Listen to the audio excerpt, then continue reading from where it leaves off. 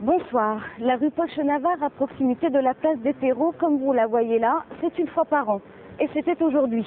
Aujourd'hui parce que c'était la journée sans voiture. Ce soir, l'édition du Grand Lyon y est consacrée. Vous allez voir que pour se déplacer sur 4 roues au centre de Lyon aujourd'hui, il a fallu montrer patte blanche. Alors, comment s'est passée cette journée?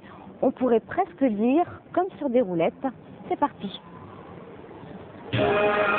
Cette journée a plutôt bien commencé. Quelques bouchons, mais pas trop. Une circulation fluide, presque comme un lundi ordinaire. Presque, puisque dès 9 h, place aux piétons, aux vélos, aux rollers sur l'ensemble du centre-ville de Lyon. Le périmètre, il a été défini à l'hôtel de ville et installé par la police. Pour pénétrer au centre de Lyon avec sa voiture ce matin, il fallait être médecin, livreur, chauffeur de taxi, riverain et pourquoi pas resquilleur. Dans des urgences, pour l'instant j'en ai pas eu trop. Non, pas de resquilleur. Mais bon, ça fait une demi-heure.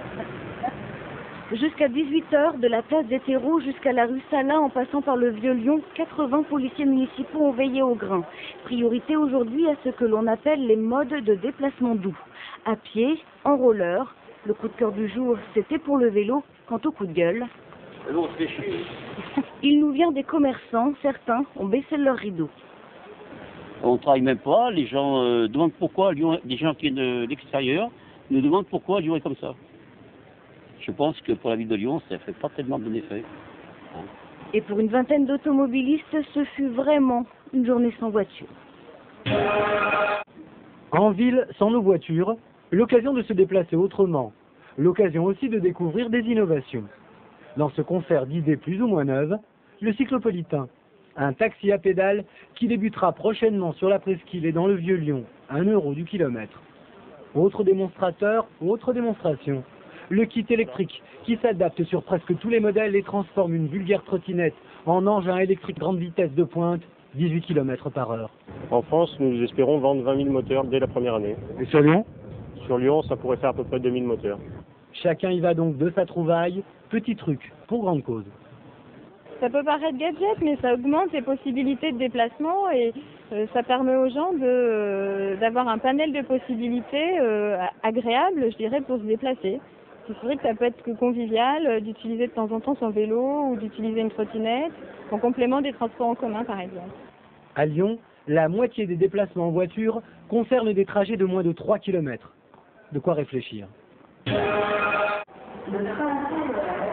Oui, le train, pour une ville sans voiture, si ça marche. Et ça m'handicape tous les jours. Je suis même rentrée mercredi en 8 à pied à partir du parc de la Tête d'Or parce que le train était bloqué.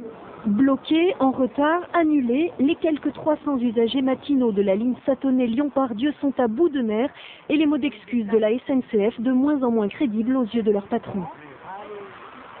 On a des personnes qui ont été licenciées, qui nous ont amené des lettres de licenciement de leur employeur parce qu'il y a une dame qui a fait une crise de nerfs l'autre jour ici, qui se faisait licencier le jour même, où on avait 1 heure de retard sur les trains. La crise, c'était lundi dernier. 2 wagons au lieu de 4 à 8h25. Les laissés pour compte arrêtent un TGV. 8 jours après, tout semble étonnamment normal. Ils ont mis 4 wagons, il a 5 minutes d'avance. Et bon, c'est exceptionnel. De vieilles locomotives, des trains qui ne peuvent se croiser entre Bourg et Sathonay, 4% de passagers en plus par an et le doublement des voies, c'est pas pour tout de suite une situation intenable. On nous a demandé d'être patiente jusqu'en 2005.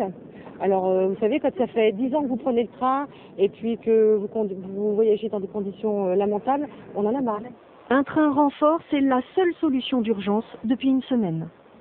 Cette solution, en fait, était envisagée, mais n'était pas possible parce que nous n'avions pas en gare de Pardieu, à cette heure-là, du matériel. Mais les recompositions de desserte qu'on a faites pour la rentrée nous permettent maintenant de le faire. Voiture ou train fantôme, certains ont déjà fait leur choix. Pour se rendre au laboratoire d'économie des transports, nous devons emprunter le tramway. C'est auprès de ce centre de recherche universitaire que nous avons sollicité un avis éclairé et indépendant sur la journée sans voiture. C'est plus éducatif qu'autre chose, pour le moment, puisque de toute façon, c'est pas en bloquant une journée qu'on résout le problème de la pollution, et c'est pas comme ça qu'on offre une alternative à l'utilisation de la voiture. Donc c'est uniquement un aspect éducatif, qui est important, parce que ça se fait dans beaucoup de villes d'Europe maintenant, et ça permet aux gens de se rendre compte qu'ils sont dépendants de l'automobile. Et ça ne permet pas de résoudre leur dépendance. L'objectif, c'est pas de chasser complètement la voiture. La voiture, elle a un rôle à jouer aussi. L'objectif, c'est peut-être de lutter contre un usage abusif de la voiture. Quand même imaginer qu'une voiture en moyenne s'est stationnée 23 heures sur 24. Donc on peut très bien penser autrement l'organisation. C'est une question de politique de transport. Jusqu'à présent, l'automobile avait toutes les faveurs. Bon, maintenant, on se dit qu'il faut peut-être remettre l'automobile à sa place. Attention. Pour refermer cette édition spéciale, quelques images. Profitez-en, demain, ce sera différent.